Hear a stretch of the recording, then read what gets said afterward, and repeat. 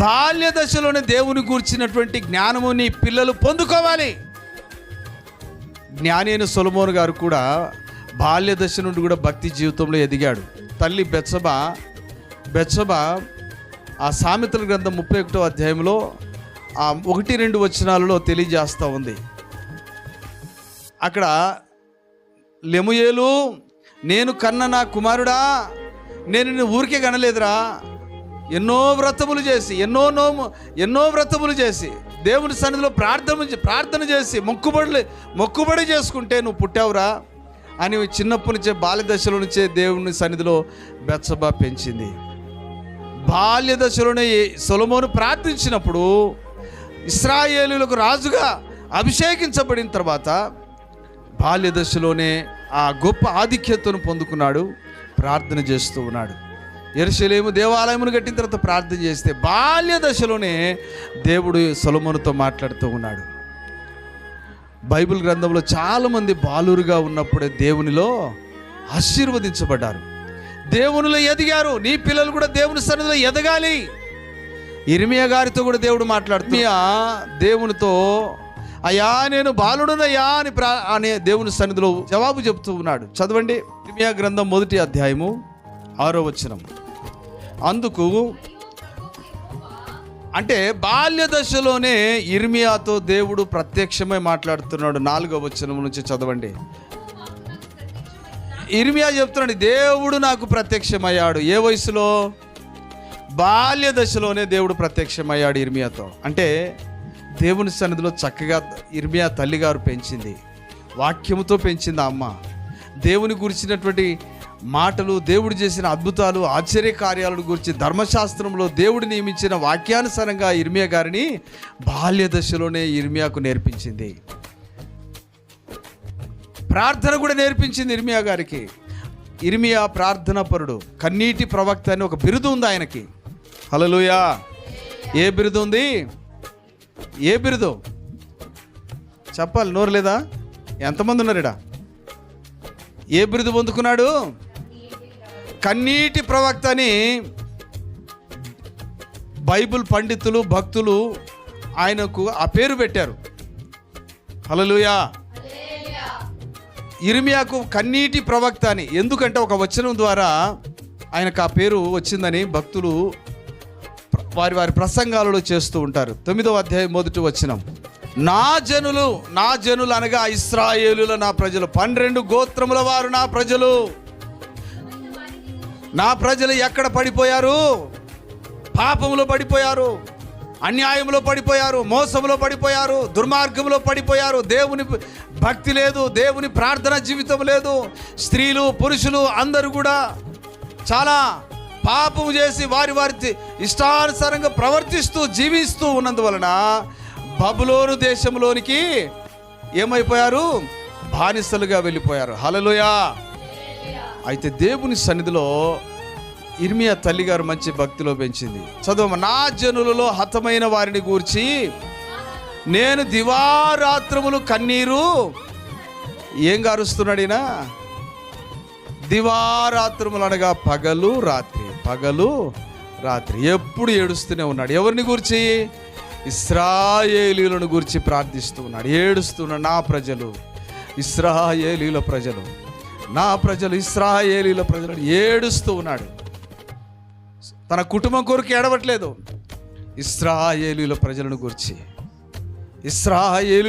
గురించి ఏడుస్తూ ఉన్నారు. ఇశ్రాయేలీయుల ప్రజలు బానిసత్వంలో ఉన్నారు, బానిసలుగా చెరపట్టబడ్డారు, కష్టాలు పడుతూ ఉన్నారు, పాపములో జీవిస్తూ ఉన్నారు, అన్యాయంలో జీవిస్తూ ఉన్నారు, మూర్ఖతనంతో వారు జీవిస్తూ ఉన్నారు అని చాలా ఏడుస్తూ ఉన్నాడు. వారందరూ రక్షించబడాలి, వారందరూ దీవించబడాలి, నా ప్రజలందరూ కూడా విడుదల పొందాలి, నా ప్రజలు విడుదల పొంది ప్రభు సన్నిధిలో భక్తి జీవితంలో, భక్తి మార్గంలో ఆశీర్వదించబడాలని ఇశ్రాయేలీయులను గూర్చి ప్రార్థిస్తూ ఉన్నాడు. అందుకే ఇర్మియాకు దేవుడు ప్రత్యక్షమయ్యాడు. ఆ 1వ అధ్యాయంలో 6వ వచనంలో యెహోవా ఇర్మియాకు ప్రత్యక్షమై ఇలాగు మాట్లాడుతూ ఉన్నాడు. ఇర్మియా నేను నిన్ను నీ గర్భంలోనే రూపించక మునిపే నేను నిన్ను ఎరిగితే. అంటే ఈ ఇర్మియా తల్లి గారు కూడా మంచి ప్రార్థన పరురాలు, మంచి గొప్పగా ప్రార్థన చేసే తల్లి అమ్మ. ఆమె ప్రార్థన ద్వారా ఆమె పెళ్ళి అయిన తర్వాత ఆమె ప్రార్థన జీవితాన్ని బట్టి దేవుడు మెచ్చి గర్భంలో ఇర్మియాను దేవుడు ఏర్పాటు చేసుకున్నాడు. హల్లెలూయా. అందరి గర్భాలు, స్త్రీల గర్భాలు అందరూ మంచివారు పుట్టాలని మీరు ఆశిస్తే ఇర్మియా తల్లిలాగా ప్రార్థన చేసేవారుగా ఉండాలి. యేసుక్రీస్తు ప్రభువును కన్నా మేరీలాగా, మరియమ్మలాగా ఉండాలి.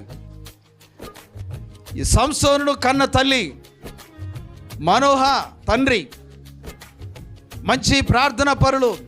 అలాగే బాప్తిసం ఇచ్చే యోహాను కన్న తల్లిదండ్రులు జకర్యా, ఎలిజబెతులు మంచి ప్రార్థన పరులు, మంచి దైవత్వంలో ఎదిగిన వారు. తల్లిదండ్రులారా, మీరు కూడా మనోహ భార్య వలె, అలాగే ఇర్మియా తల్లిగారు ప్రార్థన ఎలాగ చేసిందో, అలాగే యేసుక్రీస్తును కన్నా తల్లిగారు మరియమ్మ ప్రభు సన్నిధిలో వారు ఎలాగూ ప్రార్థన చేశారో మీరు కూడా అలాంటి ప్రార్థన చేసే తల్లిదండ్రులుగా మీరు ఉండాలి. మీకు పుట్టబోయే పిల్లలను దేవుని మీలో ఉన్న భక్తిని బట్టి మీ పిల్లలు గర్భంలోనే దేవుడు ఏర్పాటు చేసుకుంటాడు. హల్లెలూయా. నీ పిల్లలను నీ గర్భంలోనే ఏర్పాటు చేయ. ఇర్మియాను దేవుడు మాట్లాడు, ఇర్మియా గర్భంలో ఉన్నప్పుడే నేను నిన్ను ఏర్పాటు చేసుకున్నాను. చదవండి. నేను నా సేవ కొరకు నిన్ను ఏర్పాటు చేసుకున్నాను. ఆమేన్. నేను ఎందుకొరకు నేను నిన్ను ఏర్పాటు చేసుకున్నాను? జనములకు ప్రవక్తగా నేను నిన్ను నియమించబోతున్నాను. తర్వాత ఇర్మియా అంటున్నాడు, అయ్యో దేవుడు ఇలాగ మాట్లాడుతూ ఉంటే ఇర్మియా అంటున్నాడు, అయ్యో ప్రభువా నేను చిత్తగించుము, నేను బాలుడను కదయ్యా, నేను మాట్లాడడానికి నాకు శక్తి లేదు. ప్రవక్త కావాలంటే మంచి మాటకారై ఉండాలి, మంచి మాటలు చెప్పాలి, బలమైన మాటలు చెప్పాలి, సత్యమైన మాటలు చెప్పాలి. ప్రవక్త మాట్లాడే ప్రతి మాట వినేవారికి ఆశీర్వాదకరంగా ఉండాలి, వినేవారికి ప్రతి ఒక్కరు కూడా దీవించబడాలి. ప్రవక్తలు మాట్లాడుతున్నప్పుడు అనేకులు దీవించబడాలి, ఆశీర్వదించబడాలి, పడిపోయిన వారిని లేపాలి, చెదిరిపోయిన వారిని బాగు చేయాలి, అనేక మంది బలహీనులను బలపరచాలి. ప్రవక్తలంటే జరగబోయే విషయాలను గురించి తెలియజేసే మంచి గొప్ప ఆ తలాంతు ఉన్న వ్యక్తి అయి ఉండాలి. అది దేవుడే నడిపించేవాడు. హల్లెలూయా. తనను తాను దేవునికి అప్పగించుకుంటే దేవుడు ఈ మార్గంలో వారిని నడిపిస్తాడు. ఈరోజు దైవజనులు చాలామంది దేవునికి అప్పగించుకున్నట్లేదు. వారి సంస్థలు పనిచేసే సంస్థలకు వారు పనిచేస్తూ ఉన్నారు, డబ్బు కొరకు పనిచేస్తున్నారు, పేరు ప్రఖ్యాతుల కొరకు పనిచేస్తున్నారు. ఒక సంస్థనో ఒక సంఘాన్నో ఏర్పాటు చేసుకు ఆ సంస్థను బలపరచుకోవడానికి తనను తాను ఎంతో ప్రయాసపడుతూ ఉన్నాడు, అడ్డదారులు దొక్కుతూ ఉన్నాడు. దేవుని మీద ఆధారపడాలి. ప్రపంచమంతా అనేక పడిపోయిన హృదయాలను, చెదిరిపోయిన హృదయాలను బాగు చేయాలి సేవకుడు, ప్రవక్తలంటే గొప్ప గొప్ప కార్యాలు దేవుని చేత ఆ ప్రవక్త మాట్లాడుతున్నప్పుడు అనేకులు దీవించబడాలి, అనేకులు ఆశీర్వదించబడాలి. ఈ వాక్యం వింటున్న ప్రియ దేవుని పిల్లలారా, తల్లిదండ్రులారా, మీ పిల్లలు దీవించబడాలంటే ఇర్మియా దేవునితో మాట, అయ్యా నేను బాలుడను. దేవుని సన్నిధిలో మీరు కూడా మీ పిల్లలు గొప్ప గొప్పవారు కావాలి, ఆశీర్వదించబడాలి. మీ పిల్లలు అధికారులు కావాలి, మీ పిల్లలు రాజులు కావాలి, మీ పిల్లలు సంఘములో, సమాజంలో ఉన్నత స్థాయిలో మీ పిల్లలను దేవుడు పెట్టాలి. దేవుడు ఇర్మియాను అలాగా నడిపించాడు.